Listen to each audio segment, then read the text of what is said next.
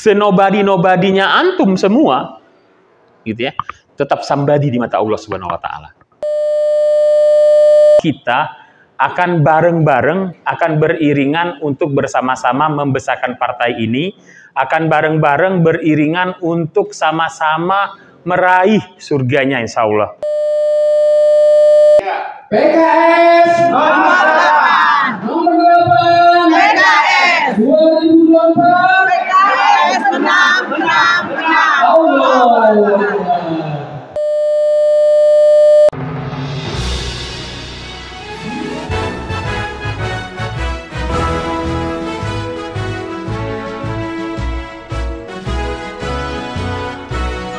Bismillahirrahmanirrahim. Asyhadu an la ilaha illallah wa asyhadu anna Muhammadar Rasulullah. Dengan ini saya anggota pemula Partai Keadilan Sejahtera dengan penuh tawakal kepada Allah Subhanahu wa taala berikrar: 1. Taat dan patuh terhadap Pancasila, Undang-Undang Dasar Negara Republik Indonesia tahun 1945 dan peraturan perundang-undangan yang berlaku di Republik Indonesia. 2. Menjaga keutuhan negara kesatuan Republik dengan semangat Bhinneka Tunggal Ika. 3. Taat dan patuh terhadap anggaran dasar dan anggaran rumah tangga Partai Keadilan Sejahtera serta peraturan partai lainnya. 4. Siap menjalankan tugas dan kewajiban sebagai anggota pemula Partai Keadilan Sejahtera. 5. Menjunjung tinggi kebenaran,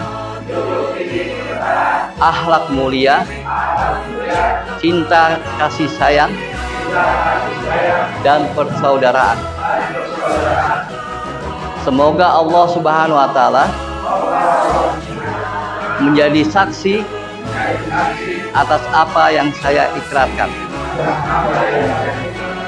Baik, kita berkasih 29 Januari 2023. Baik, bismillahirrahmanirrahim. Assalamualaikum warahmatullahi wabarakatuh. Bapak Ibu semuanya, barakallahu fikum semuanya. Semoga ini menjadi ladang amal kebaikan kita, gitu ya. Bagian dari upaya kita untuk meraih mardotillah, gitu ya. Insya Allah semuanya adalah kebaikan bagi kita semua dan tidak ada niatan lain kecuali kita ingin meraih ampunan dari Allah Subhanahu wa taala. Baik, dengan mengucap bismillah maka dengan ini saya memberikan pin ini kepada Pak Sujono sebagai tanda bahwa kita akan bareng-bareng, akan beriringan untuk bersama-sama membesarkan partai ini, akan bareng-bareng beriringan untuk sama-sama meraih surganya insya Allah. Amin ya robbal alamin.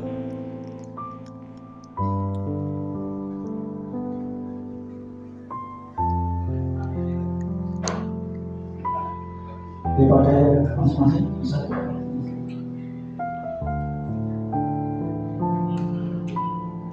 Alhamdulillah sudah semua ya pasang ya. Tepuk tangan buat kita semua. Sekali lagi selamat buat kita semua. Semoga Allah meridhoi langkah kita semua. Amin. Assalamualaikum warahmatullahi wabarakatuh. Alhamdulillahirabbil alamin wasrofil anbiya'i wal mursalin wa ala alihi wa sahbihi ajmain. Amma ba'du fa ya ibadullah ittaqillah summa ittaqillah qatuqati fala tamutunna illa wa antum muslimun. Allahumma sholli ala sayidina Muhammad wa ala ali sayyidina Muhammad wa barik ala sayyidina Muhammad wa ala Muhammad kama sholaita ala Ibrahim wa ala ali Ibrahim fil alamin innaka Hamidun Majid. Baik, alhamdulillah, puji syukur kepada Allah Subhanahu wa taala bahwa kita masih diberi kesempatan, masih diberi kenikmatan untuk berkumpul pada pagi hari ini. Di tengah mungkin tadi pagi dari semalam kita mendapatkan hujan rahmat dari Allah Subhanahu wa taala. Kemudian salawat dan salam bagi junjungan kita, bagi kudua kita, Nabiullah Muhammad sallallahu alaihi wasallam. Bagi juga untuk bagi keluarganya, bagi para sahabatnya, para tabi'i dan tabi'in bi ihsani ila yaumiddin ta'ala. Kita tuh hanya numpang. Ngontrak juga enggak, kita enggak bayar. Gratis diberi Allah Subhanahu wa taala. Tapi menariknya, di surat ini Allah memberikan kesempatan buat kita untuk berniaga, untuk berdagang dengan Allah. Padahal kita nggak punya modal, nggak punya apa-apa, gitu ya. Tapi Allah ngasih kita kesempatan untuk berniaga. Dengan cara apa? Gampang. Taatilah Allah dan Rasulnya, gitu ya. Gitu ya. Taatilah Allah dan Rasulnya, dan berjihad jalan Allah. Nah, yang menarik adalah kalimat selanjutnya adalah dengan harta dan jiwa. Jadi kalau kita baca sirah, para sahabat itu ketika ada perintah untuk perang, mereka berlomba-lomba untuk memberikan yang terbaik yang mereka punya. Bukan cuma mereka memberikan harta, tapi mereka mengikut sertakan jiwa mereka untuk berjihad dengan Allah Subhanahu wa taala itu. Sahabat Utsman, sahabat Umar, gitu ya, sahabat Abu Bakar, berlomba-lomba mereka memberikan yang terbaik yang mereka punya. Bahkan sahabat Abu Bakar itu memberikan semua yang dia punya. Ketika ditanya oleh Rasul, apa yang kamu tinggalkan? Semuanya untuk Allah Subhanahu wa taala. Nah, di dalam surat ini ada kata penghubungnya, yaitu huruf wa. Dan artinya perintah untuk berjihad itu, untuk menolong agama Allah ini, bukan cuma dengan harta. Jadi jangan merasa, saya udah nyumbang nih. Contohnya gini, di rumah kita ada masjid dibangun. Apa yang kita berbuat? Oh, saya udah nyumbang nih. Nyumbang semen, nyumbang bata, nyumbang koral, gitu ya. Cukup nggak? Enggak. Saya udah nyumbang tenaga. Kurang. Apalagi? Ada kewajibannya lagi. Memakmurkan masjid itu. Demikian juga dengan berjihad di jalan Allah. Tidak cukup hanya dengan memberikan harta yang kita punya. Tapi kita harus membersamai jalan dakwah itu sendiri. Memberikannya apa yang terbaik. Kita semua paham, pahala orang berjihad itu ketika dia syahid adalah bahwa dia bisa membawa 70 anggota, membawa syafaat untuk 70 anggota keluarganya. Antum bayangin, ibu bapak sekalian bayangin. Betapa hebatnya Allah SWT memberi kesempatan dan sayangnya kepada kita. Kita nggak punya modal apa-apa, tapi diberi kesempatan untuk berniaga dengan Allah. Jangan kita sia-siakan. Kita tidak tahu umur kita sampai kapan. Bisa jadi hari ini terakhir kita, bisa jadi besok, lusa, tahun depan, bulan depan. Kita tidak tahu. Tapi jangan pernah melupakan bahwa sedetik pun untuk selalu tidak ingat kepada Allah Subhanahu wa taala. Itu ilustrasi yang pertama yang saya berikan. Yang berikutnya adalah bahwa sungguh sangat menyenangkan ketemu dengan Bapak, Ibu semuanya. Karena saya dadakan nih, baru semalam diminta untuk ngisi ya. Saya kebetulan baru selesai rapat semalam itu ya. Ada rombongan Pak Heru ke rumah gitu. Saya baru selesai rapat dari masalah pilkada gitu ya. Dari jam 4 sore sampai jam ya 8 lewat lah gitu ya. Dan ini mau pergi lagi masalah ini juga. Karena apa? Kita memang mau kita serius untuk memperbaiki Indonesia ini. Karena tadi sesuai dengan ikrar kita. Kita ingin membangun Indonesia ini jadi lebih baik. Karena kita orang Islam, kita mempercayai bahwa kita ini adalah khalifatul ar di muka bumi ini. Orang yang dipilih oleh Allah SWT untuk menjadi khalifah di muka bumi ini. Kita yang akan memimpin negara ini, kita yang akan memimpin umat ini. Kita yang akan diberi kesempatan oleh Allah SWT. Kalau kita tidak mengambil peluang itu, maka kita akan dipergilirkan oleh Allah SWT. Betapa banyak dalam sirah-sirah itu, ketika Bani Arab tidak bisa lagi memimpin dunia ini, maka diganti dengan Bani yang lain. Terakhir Bani Utsmani dari Turki. yang memimpin negara Islam sampai sebelum hancur 1924. Dan ingat, pemilu 2024 ini harus kita rebut. Karena ini adalah puncaknya 100 tahun runtuhnya khalifah. Khalifah itu, khilafah itu runtuh di muka bumi ini tahun 1924. Maka kita harus merebut lagi kembali itu. Dengan cara apa? Dengan cara memberikan kemakmuran kepada rakyat kita. Maka kita harus terus berjuang gitu ya. Dan salah satu perjuangan kita adalah melalui jamaah ini. Melalui partai ini. Tidak lebih, tidak kurang.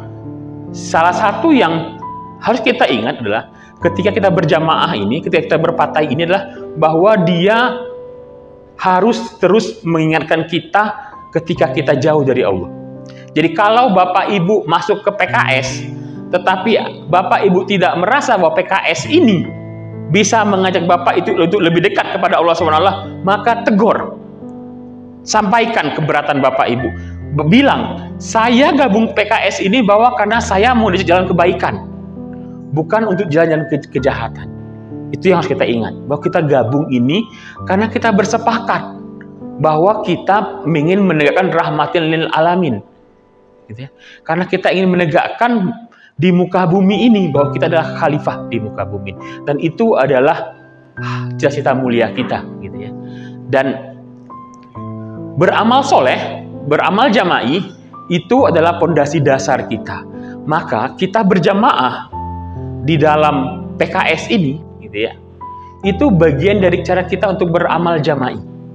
Amal jama'i itu adalah untuk menunjang kerja-kerja kita, sebagaimana kita ini kalau hidup sendiri-sendiri tidak akan bisa membangun yang lebih besar. Memang benar, tahapan untuk memperbaiki Indonesia ini adalah pertama adalah dimulai dari diri sendiri. Makanya ada idenya itu adalah tahapannya adalah ibdad bin nafsi, perbaikin diri sendiri. Kita jadi orang soleh dulu. Sama lah seperti Bapak Ibu di rumah. Kalau Bapak Ibu pengen anaknya ke masjid, ya Bapak dulu ke masjid. Jangan nyuruh anak ke masjid, tapi ibu bapak sendiri gak ke masjid. Seperti itu, gitu ya. Itu yang harus kita ingat. Jadi, tahapan yang pertama adalah perbaikin diri kita. Tapi, tidak bisa juga kita hanya menunggu sampai diri kita baik, terus kita nggak mau bergerak. Tidak bisa juga. Karena kadang-kadang memperbaiki diri kita sendiri itu justru bisa lewat berjamaah. Lewat berjamaahnya apa? Keluarga. Kita membangun usroh. Jadi setelah kita memperbaiki ibdad bin nafsi adalah maka usroh. Keluarga itu pondasi awal. Betapa banyak para pemimpin yang hancur karena dia melahirkan keluarganya. Karena seorang laki-laki, maka dia harus mendapat topangan yang penuh dari seorang istri, dari anak-anaknya. Karena apa? Seorang laki-laki ketika dia bekerja di luar, ketika dia pulang ke rumah, maka istrilah yang menjadi sandaran dia untuk berkeluh kesah. Walaupun kadang kebalik ya, nyampe ke rumah istrinya berkeluh kesah dulu gitu ya kepada suaminya. Itu hal yang normal. Karena perempuan itu dia harus sehari itu minimal mengeluarkan 20.000 kata. Jadi boleh ibu-ibu itu nanti ya kalau sampai di rumah ya. Saya hari ini ada 20.000 atau belum gitu ya. Kalau belum ngomong deh sama suami gitu ya, seperti itu ya. Makanya para suami kalau di rumah ada istrinya ngomong baik gitu ya, udah biarin aja. Emang seperti itu tabiatnya seperti itu ya. Tapi selama itu dalam keluh kesah untuk kebaikan dengerin. Ketimbang nanti dia berkeluh kesah dengan laki-laki lain lebih bahaya gitu ya. Lebih baik suami lah yang tempat dia berkeluh kesah seperti itu itu. Pengalaman ya Bu ya. Jadi seperti itu. Nah, setelah kita mempunyai usroh, punya keluarga, maka lingkungan. Baru nanti kita berbicara negara. Lingkungan harus baik dulu. Apakah itu lingkungannya Mustika Jaya ini? Apa lingkungannya itu adalah Bekasi ini? Atau RW ini? Semuanya harus merasakan kebaikan kita itu. Kebaikan itu adalah kebaikan yang datang dari kita, dari PKS ini. PKS ini adalah tempat kita untuk belajar berorganisasi. PKS ini adalah tempat kita untuk belajar mengikhlaskan diri. PKS ini adalah tempat kita untuk belajar sabar. Karena apa? Ketika Bapak Ibu tadi sesuai ikrar tadi, Bapak Ibu masuk PKS ini, ada saja keputusannya yang mungkin tidak sesuai dengan hati nurani Ibu, Bapak sekalian. Tapi kita diminta untuk melakukan itu. Ada aja seperti itu. Jangan seperti itu. Para sahabat pun pernah mengalami itu. Gitu ya. Ketika perjanjian Hudaibiyah, gitu ya, itu secara konteks kita itu banyak merugikan. Antum Bapak Ibu bayangkan kalimat Nabi Allah dicoret, ganti Muhammad. Bismillahirrohmanirrohim diganti hanya Bismillah, gitu ya. Terus seisi perjanjiannya apa? Tidak boleh ada yang masuk ke Mekah selama kegiatan senjata. Kalau umpamanya ada orang dari Mekah ke Madinah ditangkap, harus dikembalikan. Tapi kalau umpamanya ada orang Madinah ke Mekah, boleh ditangkap. Merugikan. Bahkan selesai perjanjian Hudaibiyah, gitu ya. Ketika Rasul untuk memerintahkan untuk memotong hewan kurban, tidak ada yang melakukan itu karena saking kesalnya. Sekelas Umar pun kesalnya sangat luar biasa. Sampai akhirnya Rasul memotong kurbannya sendiri. Tapi apa yang terjadi balik itu semua? Selama perjanjian Hudaibiyah itu justru Islam tumbuh dengan pesat. Karena apa? Tidak ada gangguan sama sekali. Gampang berdakwah. Yang selama ini dikejar-kejar tidak bisa lagi dikejar-kejar karena sesuai dengan perjanjian. Nah, di PK itu seperti ini juga, gitu ya. Nih, contoh nih ya, pasti rame nih. Kalau saya tanya nih, PKS kapan yang ngeluarin nama presiden, calon presiden? Pasti rame. Kapan dukung Anies, gitu ya. Rame, gitu ya. Nah, kan.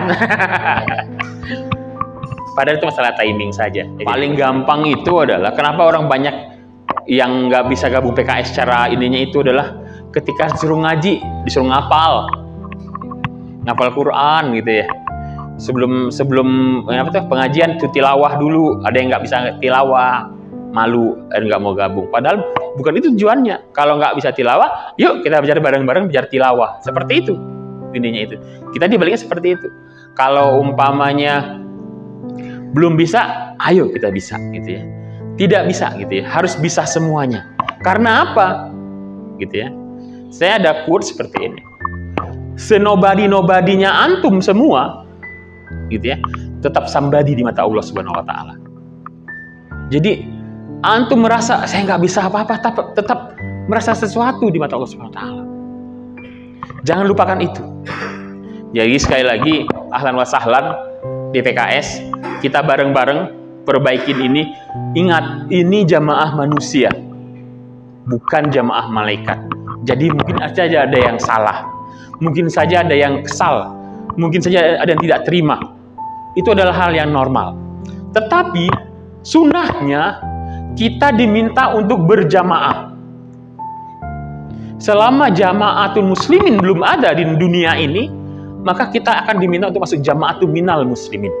Kalau jemaah besarnya belum ada yang menyatukan seperti khilafah zaman dulu Rasulullah, maka kita diminta untuk dengan jemaah-jemaah kecil yang menjaga kebaikan. Nah, PKS itu adalah salah satu bagian dari itu, bagaimana kita membentuk jamaatul minal muslimin. Jadi selamat buat Bapak Ibu semuanya. Semoga ini semua adalah wasilah amal kebaikannya dimanapun kita berada. Tidak malu untuk mengenalkan diri kita bahwa kita adalah orang PKS, gitu ya. Tidak malu karena apa? PKS itu lagi tren sekarang, ya. Lagi tren banget. Partai yang satu nolak BBM, PKS, gitu ya. Sampai beberapa kader itu yang sempat diancam, gitu ya. Dulu ketika 2019 Ustadz Mardani yang memulai tagline 2019 ganti presiden, pakai bajunya itu diancam.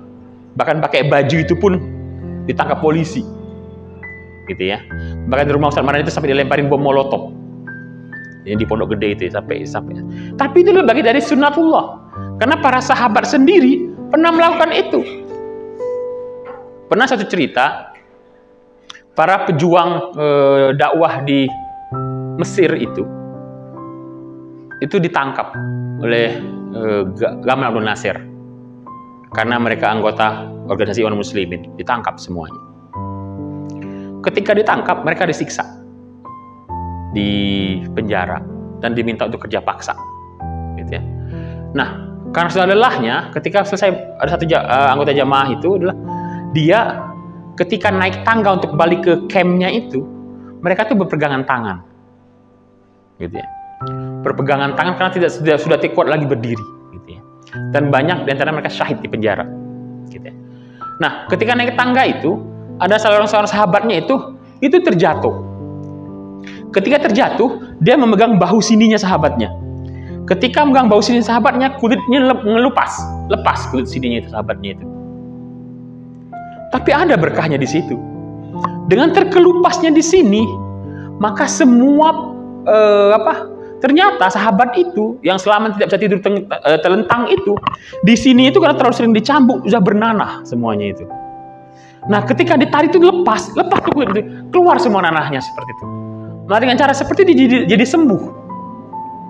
Itu adalah bagian dari berkah-berkah yang tidak bisa kita hindari, gitu ya. Para sahabat itu sering mengalami hal-hal seperti itu, gitu ya. Nanti pulang ke rumah kalau pengajian cari cerita bagaimana tentang seorang sahabat yang dia ketika sholat dengan Nabi itu, dengan Rasul itu selalu di tengah, tidak pernah di depan, selalu di tengah gitu ya. Tapi selalu on time. Suatu saat dia tidak hadir di majelis Rasul di pengajian. Ketika dia tidak hadir, ditanya oleh Rasul, ada yang tahu tentang kabar si fulan? Tidak ada yang tahu. Akhirnya dia datang ke rumahnya itu. Ketika di rumahnya itu ditemuin istrinya. Ditanya, apakah benar rumah si fulan? Benar. Kenapa si fulan tidak sholat ke masjid lagi? Oh, karena beliau sudah meninggal. Gitu ya. Sudah meninggal. Terus sudah meninggal itu, tapi ya Rasul, ada satu percakapan yang tidak mengerti ketika di sakaratul maut. Jadi, saya lupa teks asli seperti apa. Cuman pada saat itu suaminya berteriak, aduh, kenapa tidak yang lebih besar? Kenapa tidak yang baru? Yang bagus. Kemudian teriak lagi, aduh, kenapa tidak yang baru? Aduh, kenapa tidak semuanya? Apa maksudnya itu ya Rasul? Kami tidak mengerti percakapan suami saya itu. Kemudian Rasul cerita bahwa ketika orang mau meninggal itu, maka diperlihatkanlah nanti dia itu kemana arahnya. Dan ketika dia akan masuk surga, diperlihatkanlah amal-amal terbaik dia. Dan sahabat ini diberikan 3 amal terbaiknya dia. Ketika dia mau sholat subuh, ketika jalan ke rumah itu jauh. Jadi dari rumahnya ke masjid itu sekitar 3,5 kilo. Sholat subuh. Zaman dulu kan belum ada apa-apa, masih jalan kaki. Gitu ya. Jadi ketika dia lagi jalan itu, ada musim hujan gitu ya. Ada bapak-bapak yang sudah tua itu tidak bawa baju pengganti, karena dia pakai baju double, dikasihlah baju satu sama dia. Diberikan oleh maka dia berteriak, aduh, kenapa tidak yang lebih baik? Karena dia cuma ngasih baju luar yang jeleknya saja, baju tetap dia pakai. Dia menyesal di situ. Yang kedua adalah ketika dia, yang keduanya itu adalah ketika dia lagi makan, ada seorang peminta-minta datang ke dia. Kemudian oleh dia, roti yang dia punya itu dibagi rata. Separuh buat dia, separuh untuk peminta itu. Kemudian ditunjukkan amalnya itu. Maka dia berteriak, kenapa tidak semuanya? Cuman yang ketiga PR Bapak Ibu semua, cari apa ucapan yang ketiganya itu. Ya, sehingga kita lebih tahu belajar sirah. Sirahnya yang ketiga adalah cari apa yang ditampilkan dari orang yang ketiga itu sehingga dia bisa berteriak seperti itu. Wallahu alam, mungkin itu saja yang bisa saya sampaikan kepada antum semuanya. Terakhir, tadi kan sudah dikasih yel-yel sama panitia ya. Kalau aneh di DPP, aneh sendiri di DPP gitu ya, bagian relawan digital. Jadi tugasnya itu main sosmed tiap hari di DPP. Kemudian aneh juga di DPW juga, memantau sosial media DPW. Gitu ya. Dulu aneh di DPD juga di Humas. Dan aneh dulu juga ketua DPC di sini tahun 2000 lupa nih 2005 2010 dan aneh juga ketua DPRA di sini juga tahun 2002 sampai 2004. Sebelumnya tahun 1999 saya wakil ketua PK. Jadi masih mahasiswa, saya sudah jadi anggota Partai Keadilan, belum ada kerja sejahteranya seperti itu. Nah, ada yel-yel yang selalu saya berikan kepada sebagai penguat kita, gitu ya. Yang pertama adalah kita kepung atapnya, kita ketuk pintunya, kita luluhkan hatinya. Itu yelnya. Kita kepung atapnya adalah kita bermain sosial media, akun WhatsApp, Facebook, Instagram, semuanya menyebarkan kebaikan. Jangan pernah lagi Instagram kita itu, Facebook kita itu, kita pakai untuk curhat kita. Kita cukup curhat dengan suami, dengan istri, dengan Allah. Tidak boleh lagi. Gitu ya. Dan itu yang pertama, kita kepung atapnya. Kita berharap dengan kita memberikan kebaikan tentang PKS ini, maka semua orang akan tahu. Karena PKS ini masih dituduh sama orang-orang sebagian gitu ya. Masih banyak gitu ya fitnah-fitnah yang muncul. Kemudian adalah kita ketuk pintunya. Mungkin ibu boleh paham apa itu pintunya. Kita direct selling, setiap hari menyapa. Ada PKS menyapa sekarang kita itu. Semestinya minggu keempat ini ya. Minggu keempat ini kita PKS menyapa. Kita keliling ke pasar pakai seragam, ngasih sayur. Seperti di Mustikasari ya. Ngasih sayur, senam bareng seperti itu. Dan PKS itu punya komunitas senam. Pak Rahmat adalah coachingnya gitu ya. Kita bisa senam di RW-RW. Kita kenalin. Jadi PKS, masuk PKS itu nggak melulu tentang politik. Kalau melulu tentang politik, bosen. Capek kalau tentang politik. Tapi PKS ini adalah gerakan sosial, gerakan bareng-bareng. Makanya disebut PKS itu adalah partai kita semua. Sampai ada akronim partai kantong sendiri. Karena emang nggak punya duit. Gitu. Yang terakhir adalah kita luluhkan hatinya.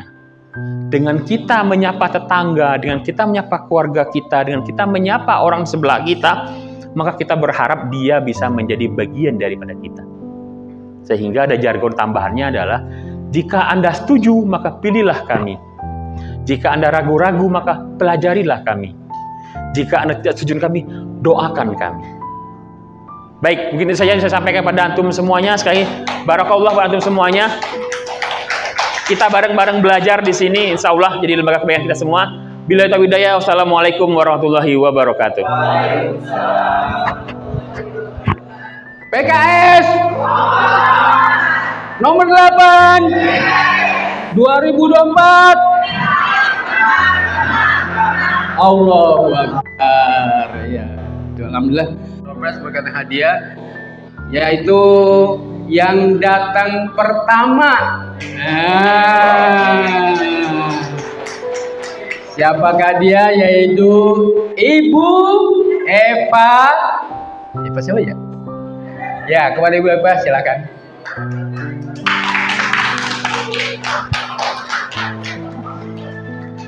Yang kedua, ya, ada ibu-ibu, ada bapak-bapak ya. Ya. Bapak-bapak yang datang pertama adalah tadi kalau ibu datangnya jam 8 Bu ya. Alhamdulillah, ya baru saya berdua ini katanya. Wah, jangan khawatir. Kemudian jam 8.30 nih Bapak itu datang. Siapakah dia? Yaitu Bapak Sujono. Ya, silakan Pak Sujono. Alhamdulillah. Ya.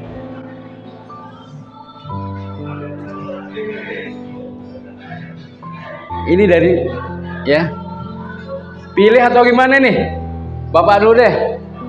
Pilih yang mana, Pak? Ya, alhamdulillah Al-Qur'an. Bu, masuk tamasya ke surga, Bu. Alhamdulillah, terima kasih. Ya. Terima kasih Bapak Ibu. Ya, tepuk tangan buat kita semua. Terima kasih. Oh. PKS nomor 8. Nomor 8. PKS 2024.